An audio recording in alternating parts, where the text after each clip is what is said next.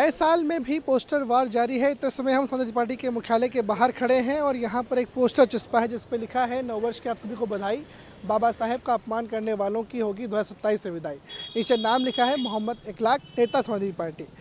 जिन नेता ने यहाँ पर पोस्टर लगवाया है समाजवादी पार्टी के वो नेता मोहम्मद इखलाक जी हमारे साथ हैं। आखिर क्या मैसेज दे रहे हैं इसको लगा करके और क्या आवश्यकता पड़ी कि 2025 में आकर के वापस से वो जो पोस्टर वार का एक दौर था वो आगे भी इसमें कैरी फॉरवर्ड हुआ है? मैसेज क्या है? नहीं, देखिए मैसेज साफ है कि जिन लोगों ने भी बाबा साहब का अपमान किया, साफ पता है किसने अपमान किया। हमारे देश के गृह मंत्री अमित शाह जी ने अपमान किया था। जो समझता हूँ देश के लोकतंत्र में सबसे बड़ी चीज़ उन्होंने ये कर दी थी जो 2024 में जो हुई। तो वो ही मैसेज है कि बाबा साहब का अपमान नहीं सहेगा हिंदुस्तान। तो ये हिंदुस्तान बाबा साहब के संविधान पे चलता है, ये हिंदुस्तान बाबा साहब की बनाई हुई चीज़ों पे चलता है।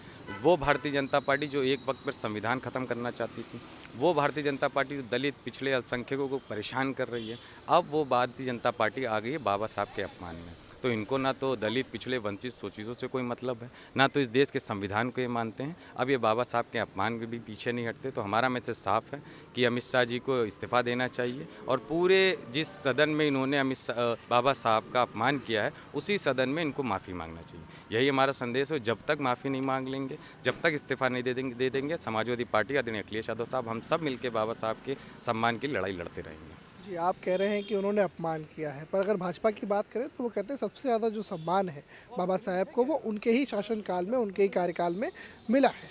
देखिए ये उनका ही कार्यकाल चल रहा है।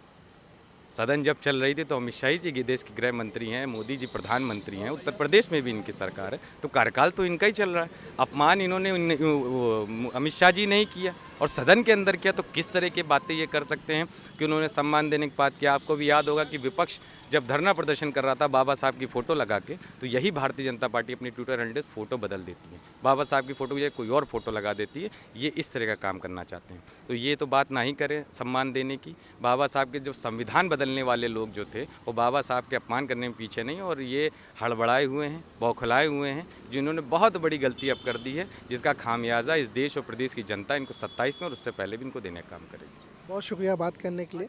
हमारे साथ मोहम्मद इखलाक जी थे, इन्होंने ही पोस्टर यहाँ पे लगवाया हुआ है और यहाँ देखिए चश्मा है पोस्टर। उनका साफ कहना है कि जनता मूड बना चुकी है और 2027 में भाजपा की विदाई तय है। कैमरा सहयोगी आशीष रघुवंशी के साथ अनुराग तिवारी, इमेज टुडे, लखनऊ।